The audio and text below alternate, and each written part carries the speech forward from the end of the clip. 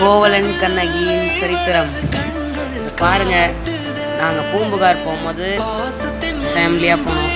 அப்போ எடுத்த ஃபோட்டோஸ் நீங்கள் பார்த்துட்டு நல்லா இருந்தால் லைக் பண்ணுங்கள், சப்ஸ்கிரைப் பண்ணிக்கோங்க, உங்கள் ஃப்ரெண்ட்ஸ் அண்ட் ஃபேமிலிக்கு ஷேர் பண்ணுங்கள்.